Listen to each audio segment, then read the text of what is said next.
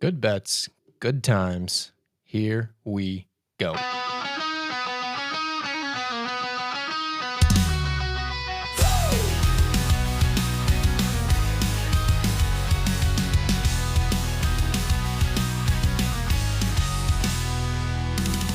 Late night lights screaming on the screen.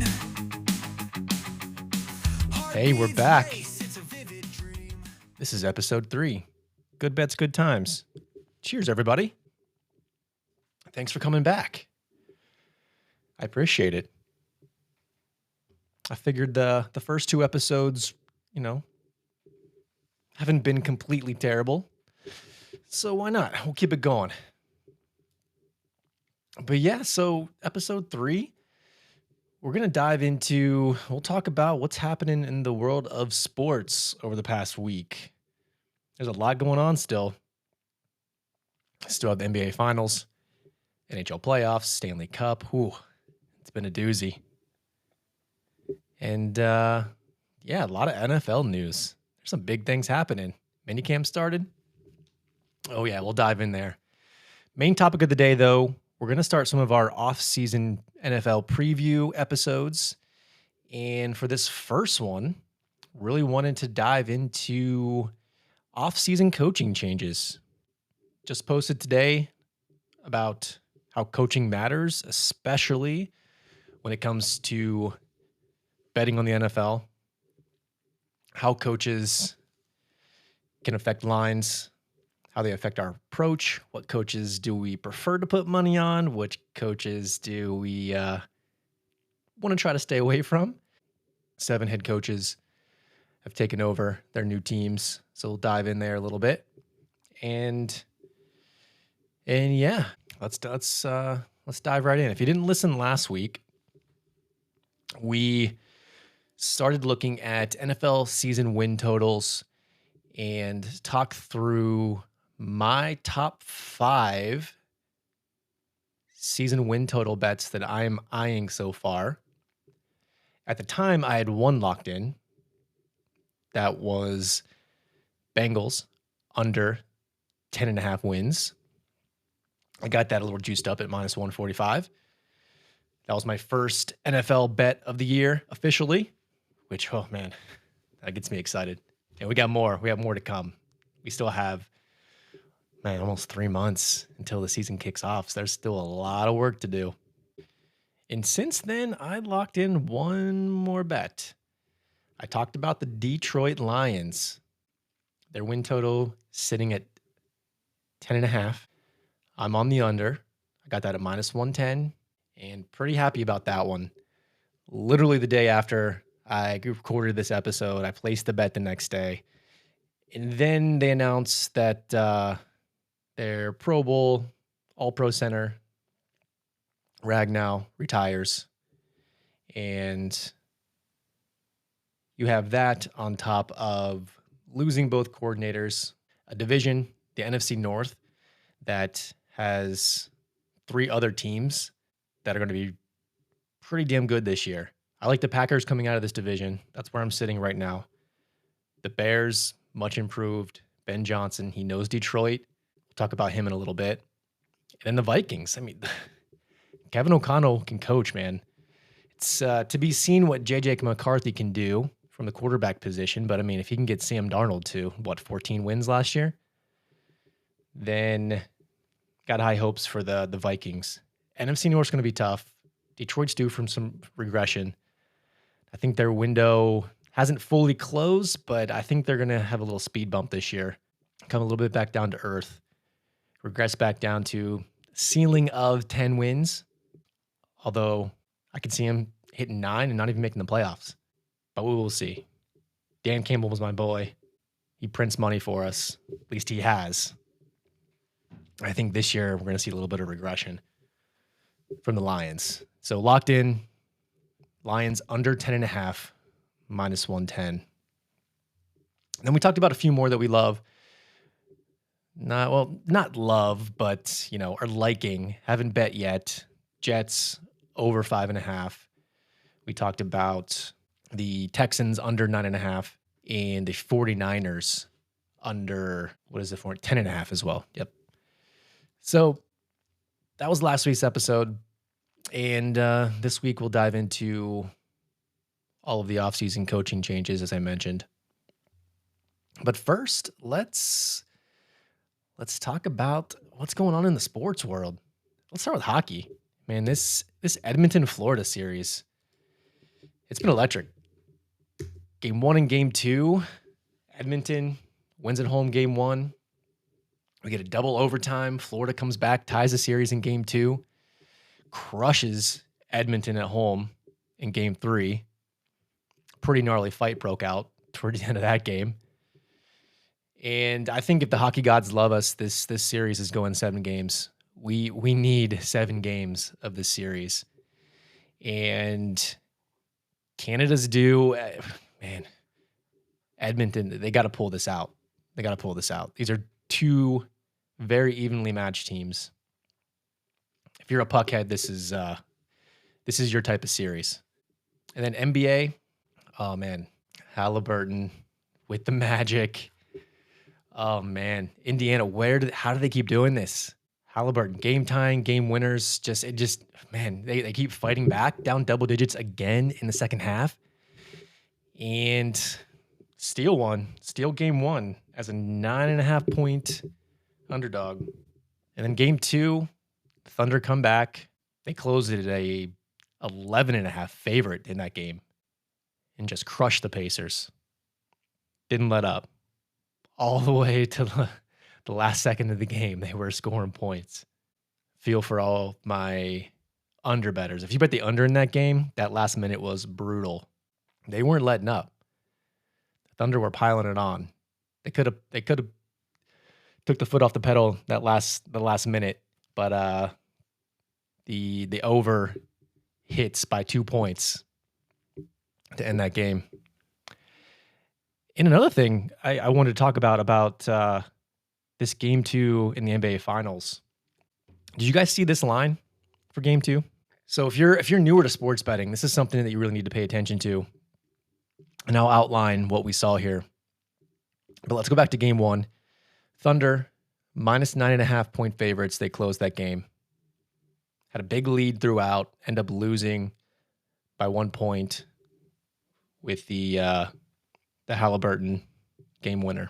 And then come back to game 2. There's 2 days rest. Game 2 opens at minus 9.5. Immediately gets bet up to minus 11. Ultimately closes at minus 11.5. Now, if you look at a couple of things to look out here. 1, the line movement. Pretty obvious what the side was for this game. 1 being just a situational spot. So if you look at a big underdog, scratching, clawing, winning a game by 1 point in game 1 in the NBA Finals, having to come back a couple nights later, also a big underdog. And that takes a lot out of a team. A lot of sports betting is psychology, thinking about what these players are going through. And that's a tough spot to come back from. That magic, it only lasts so long. And I'm not saying the Pacers can't come back and win a few more games in this series, but game 2, it was Thunder all the way. Now, look, I didn't have this game projected. I don't know what the correct line should have been.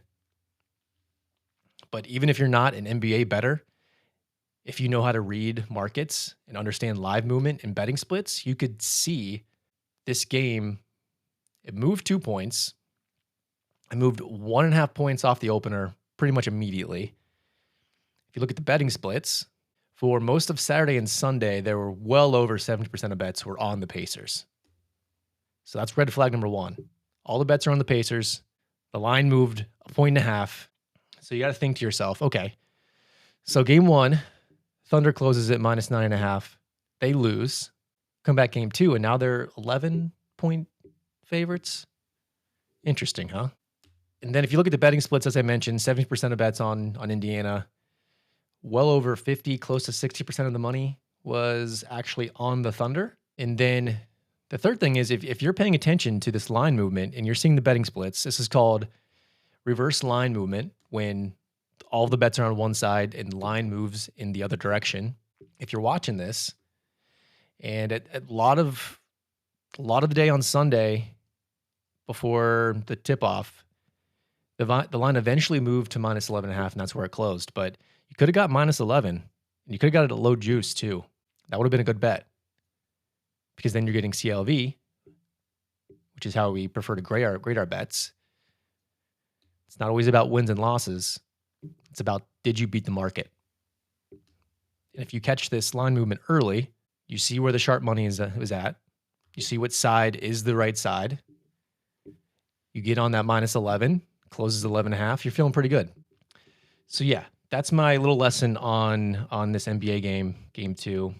Oh, and then you come back in game 3 and the Thunder are on the road. This line opens at minus 4.5, 5-point difference. I mean, home court advantage is real, but at the same time, you're going from 11.5 down to 4.5. That line gets bet up to Thunder minus 5.5. So yeah, the market's telling you Thunder's a team in this series. They're probably still going to win the series. Hopefully it goes 7. I mean, if it goes 7, anything can happen. But I think the Thunder is a better team. They're going to close this out in probably 5 or 6 games. Let's see if the Pacers can get back and win one game at home, take it back, even series, back to Oklahoma City. But all right, enough about NBA. Football. We got mini camps, ladies and gentlemen. There's a lot of news, a lot of noise. I don't know if any of this news means anything, but hey, we're bored, and any little thing that we can, the media can drum up to get us interested, get us reading their articles, getting us reading their tweets. I mean, a lot of quarterback issues. We heard C.J. Stroud wasn't throwing. Turns out he's fine and full go back at the start of minicamp. Anthony Richardson, whole nother story. Shoulder issues, not practicing.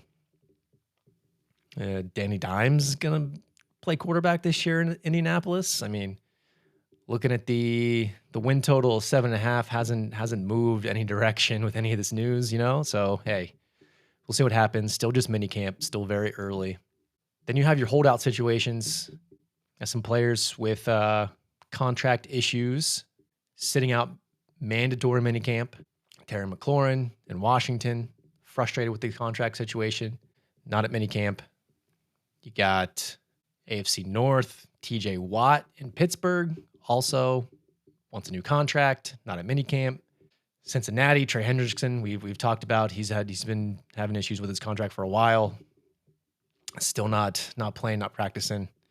And really, for these vets, it's not a huge deal. We may be more concerned once we get towards training camp. If they're sitting out in training camp, yeah, that may be a big deal. But mini camp, not concerned at this point. For Cincy, what I am concerned about is Shamar Stewart, their number 1 draft pick. He's been very vocal about his contract issues. Still hasn't signed. See, that's more of a question mark. You want your number 1 draft pick in your rookies in minicamp. He hasn't been on the field at all in Cincinnati. OTAs, nothing. So not ideal for the Bengals. Miami, Jalen Ramsey, I think Jonnu Smith also sitting out at minicamp. There's some player movement. Got running back, got Dobbins, J.K. Dobbins going out to Denver, clogging up that backfield. We got Nick Chubb. Man, my buddies in Cleveland are devastated. He's down in Houston now. Wish him the best. And then, oh man, the big one. Got to talk about this. Aaron Rodgers makes it official. He signs with the Pittsburgh Steelers. The legend, the Super Bowl winner, the 4-time MVP, Aaron Rodgers. Feeling good about this. Me personally, well, 2 things. One, as a Pittsburgh Steelers fan, I am excited, I will say.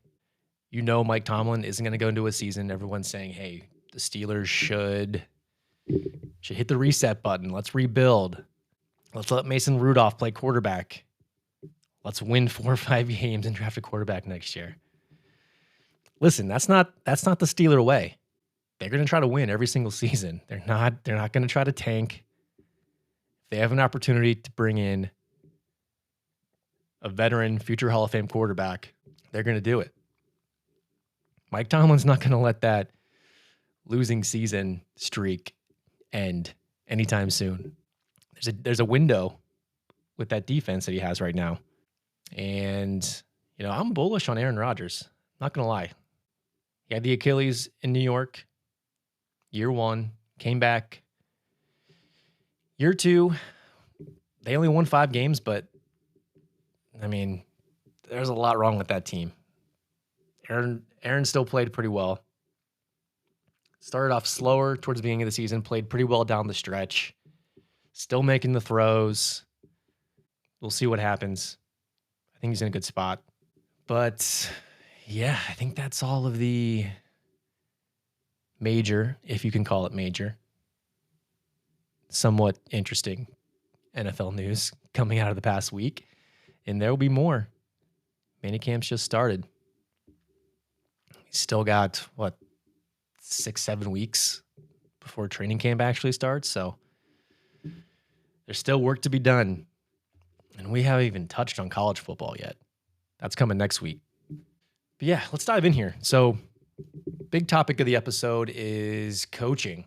There's a lot that's happened in the offseason in the coaching world. Yeah, so I just posted today some comments on coaching matters. If you haven't done so already, give us a follow at NTSports22 on X and Instagram. We'll be sharing some random thoughts, some random posts, some info in between each podcast episode, even some clips. But looking at betting this NFL season, when I'm looking at teams, I'm looking at matchups. Of course, I start with my numbers. What are my projections? Where do I see early value? But one important piece of the puzzle, one tool that I have in my toolbox is coaching evaluation. So when it comes to NFL betting, when it comes to NFL success in general, we know coaching matters. It's not just about how good the players are. It's about the coaches, their strategies, their leadership, their in-game adjustments, clock management, or how they can get their team up for every situation, whether they're a big favorite, whether they are a big underdog. Can they put their team in a position to compete every single Sunday? And some coaches do this better than others. You can look at a coach's record, win percentage against the spread, and it can tell you a lot about a coach and how they approach games. I look at the top 5 current active NFL coaches in their win percentage against the spread. You see our boy Dan Campbell at the top, 63.7% of the time he covers overall. Jim Harbaugh, 62.8%. Jonathan Gannon out in Arizona, 58% cover rate. Matt LaFleur, Zach Taylor. These guys, no matter what they're up against, they're good coaches. They know how to get their teams prepared for games. Win or lose, based on the expectations in the market, in the betting market, they tend to overperform. On the flip side of that, you have some coaches. Brian Callahan, last year was tough. If you bet on the Tennessee Titans at any point last year, a lot of this had to do with Will Levis.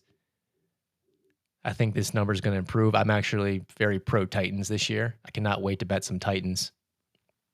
But one of the all-time worst seasons, he covered at 14.7% of the time last year. Just terrible. Just terrible. We know some of the freak show plays that Will Levis made to lose them games and also lose them covers. Very frustrating.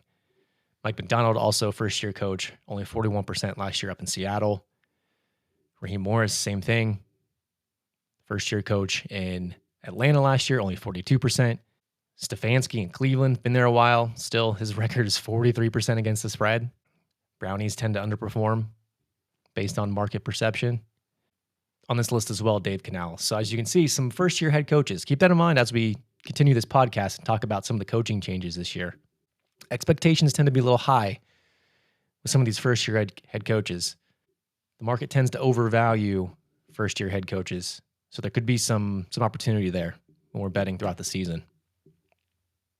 And then even looking at splits, how do coaches do when they're a favorite, when their teams are expected to win these games and win them by margin? Dan Campbell, once again, 64% against the spread as a favorite. Harbaugh's back in this list as well. When he's a favorite, his teams are expected to perform and to win. They show up, 63% cover rate. Shane Steichen, 61% in Indy. Mike McDaniel, that tracks. The Dolphins, if they're a favorite and they're playing against less talented, poor team, the Dolphins show up. Zach Taylor as well, 56%. And then worst, we have our boy Brian Callahan. Rough year last year. Stefanski's back on this list. Dan Quinn in Washington as an underdog hasn't been great. Also, this goes back to his Atlanta days. Mike McDonald again in Seattle. The one that surprised me, though, D'Amico Ryans, 36% cover rate as a favorite with the Texans. Could be due to the Texans being a little overvalued, especially last season, coming off a big year one with Stroud. But when they're a favorite, the Texans tend to underperform. And then looking at underdogs, this is my favorite. Looking at these coaches who, when they're a dog, their teams are going to show up. They're going to compete. They're going to cover the spread most of the time. Matt LaFleur, 64% up in Green Bay. D'Amico Ryans. I think that might be the biggest discrepancy that we see from a coach where they sit against the spread as a favorite. He's 36% as a favorite, but 63% as an underdog. So he's kind of like in Mike Tomlin territory at this point. Dan Campbell's on this list, 62% as an underdog. Mike Tomlin, we know. Tomlin as a dog, tried and true. We love those spots. We see the Steelers on the schedule, and they're an underdog in a game, especially if they're a bigger underdog, 3 points, 3.5 points or more. That's a great spot. Tomlin can get his team up in these dog spots. And then Jonathan Gannon again, 61.5%. And then worst, Mike McDaniel down in Miami. We know as a favorite, when they're expected to win, the Dolphins show up. When they're a dog, they're playing good teams. Past couple years, the Dolphins do not show up. 39% cover rate as an underdog. Raheem Morris, Mike McDonald, Kevin Stefanski's on all these lists. But yeah, coaching matters. Pay attention to the coaching matchups. It's a piece of the puzzle when putting together your bets on these NFL sides and totals this fall. But moving on, let's take a quick look at coaching changes. A lot's happened in the offseason. 7 new head coaches in the NFL this year. Starting with my favorite coaching change, Ben Johnson. Took the Bears job. He was a highly sought-after assistant for 2 years. Could have had any job he wanted last year in the 2024 coaching cycle. 2025, still probably could have had pretty much any job he wanted. Leading that high-powered Detroit Lions offense for 3 seasons. And he took the Bears job. That tells me a lot. It tells me a lot about what he thinks of this roster, what he thinks of Caleb Williams. You think about what he did with Jared Goff. Now he has number 1 overall pick, Caleb Williams, the raw talent. He has the weapons, much improved offensive line. Defense is going to play well. I'm down on the Lions this year, one of the teams that I am up on. I told you I had the Packers. I think the Packers are coming out of this division. Look out for the Bears. Their win total sits at 8.5, juiced to the under. So I think that's spot on. I have it at 8.1. I think they're an 8-9 win team this year in Ben Johnson's first year. But I think he did his due diligence.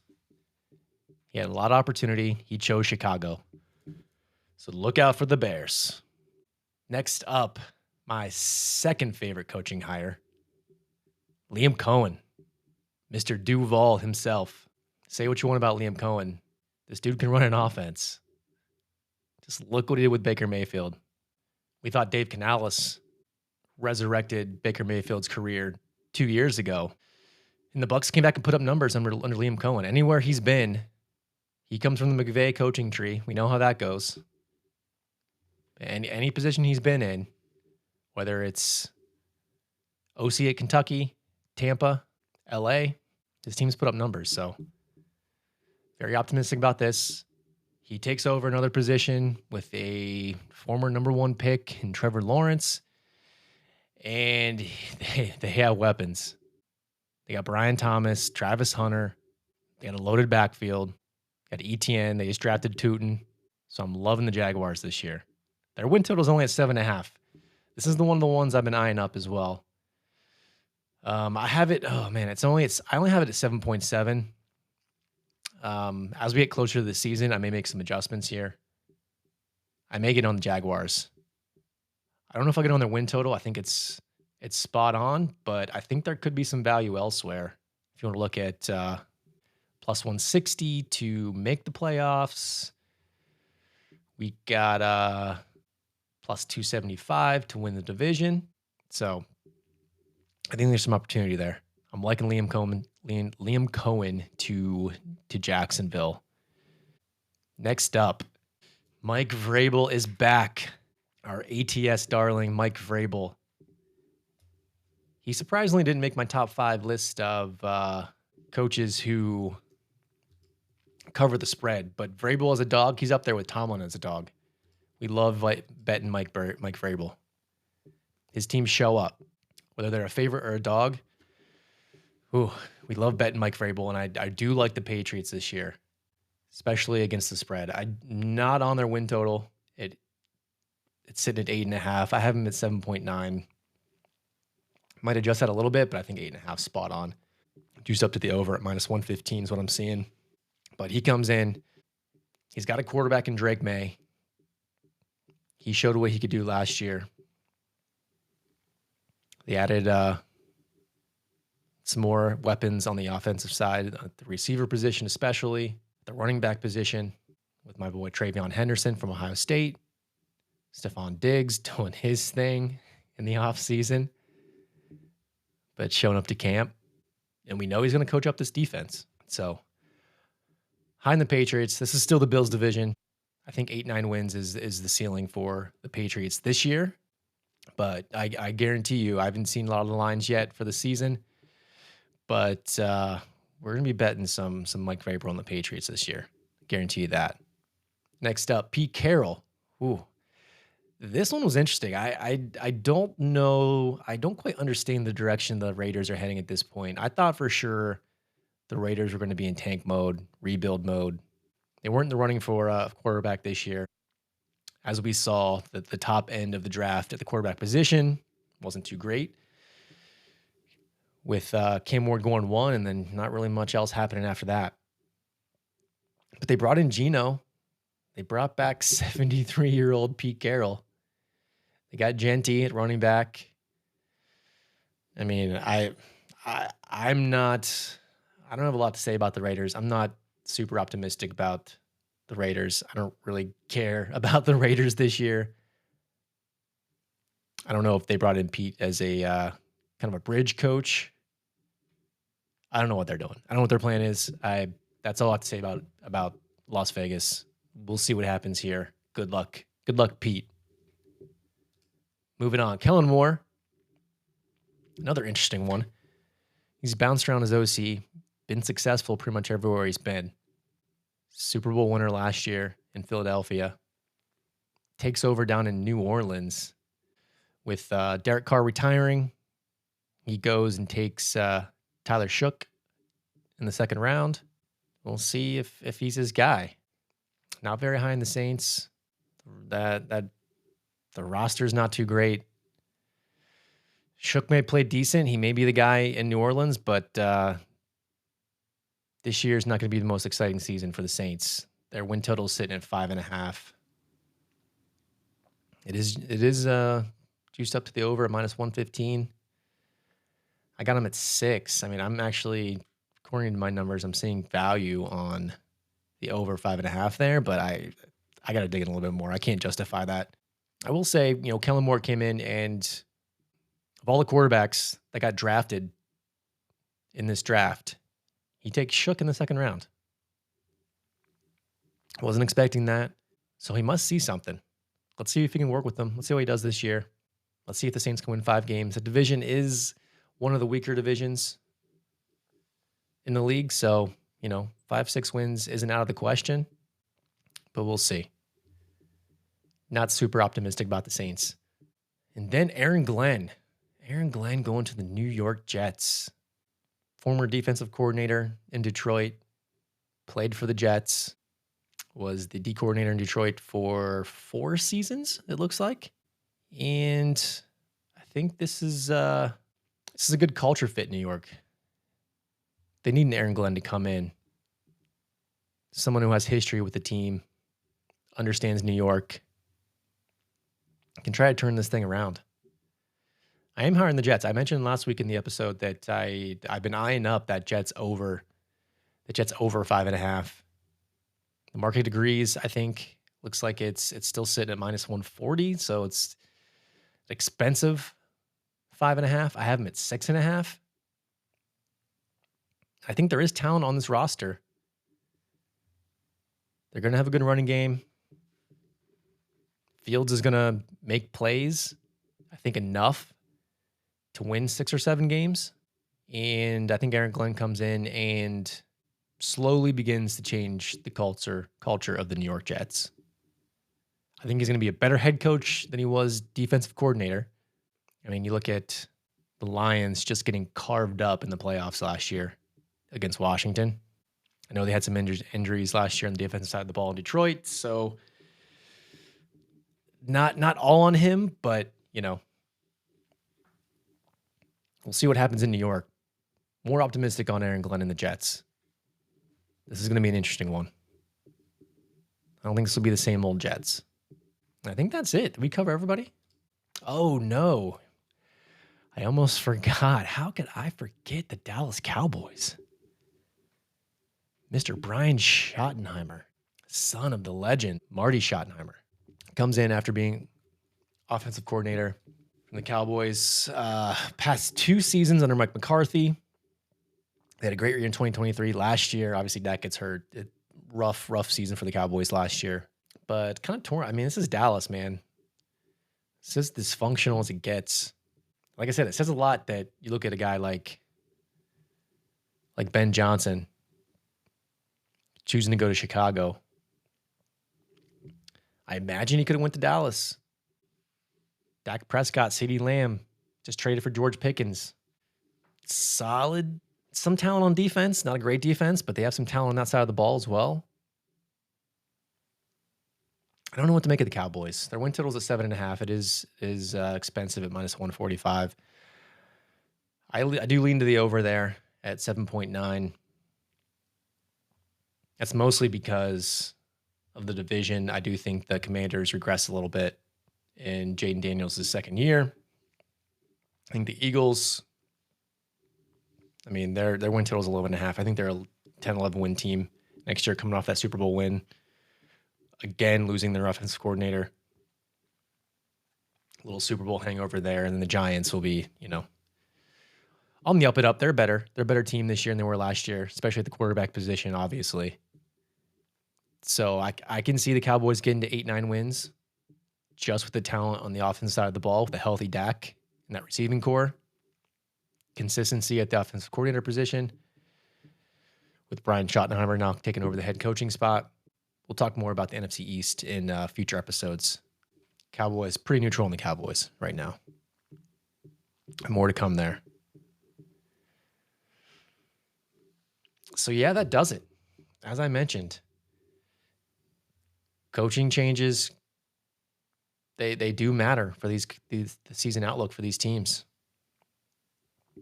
Coaching matters overall when it comes to how we bet during the season. It remains to be seen, as we know Mike Vrabel's track record covering the spread. Pete Carroll also very solid against the spread. So another guy, I mean, he was out of the league last year. He is 73.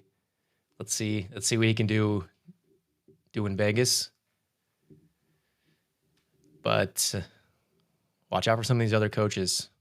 We've seen new coaches come in with the hype, get a little bit overvalued, and there tends to be some opportunity throughout the season to fade these first-time head coaches in certain spots. So we'll talk more about that as we get into the season. But yeah, that's it for coaching. Moving on, we got an episode next week, and I think it's time that we dive into college football. Talked a lot of NFL in the first couple episodes, but we got a college season coming up. And we're going to start by looking at the top 10 favorites in terms of national championship odds. We're going to break down these teams a little bit, look at their offseason, some moves they made, and see where we sit with the numbers and see what our leans are, what our initial thoughts are.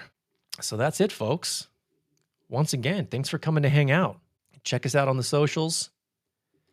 All of our resources we post at ntsports.win, X at ntsports22, Instagram at ntsports22. We're on TikTok, YouTube Shorts. Eventually, I'm going to get around to actually cutting up this podcast and posting the full video on YouTube. But yeah, that does it. We'll be back next week. And as always, good bets, good times. Cheers, everybody.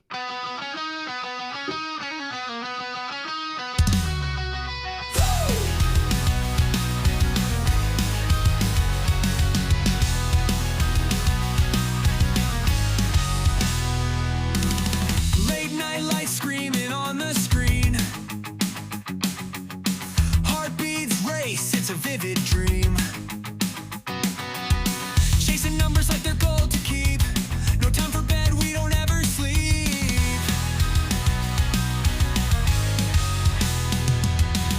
The bottle spins, the dice all fall. Big wins tonight, we're breaking the wall. Pocket aces or a bluff so sly. Living for the thrill, we're riding high.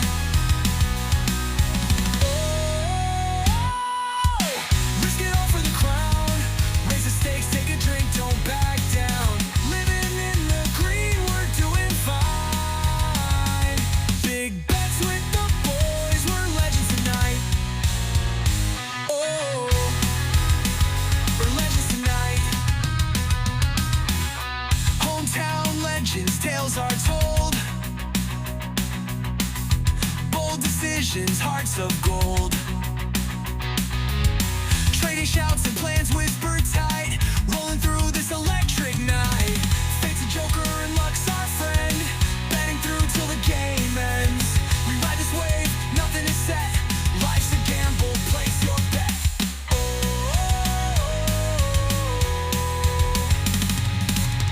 Risk it all for the crown. Raise the stakes, take a drink, don't back down. Living in the green, we're doing fine. Big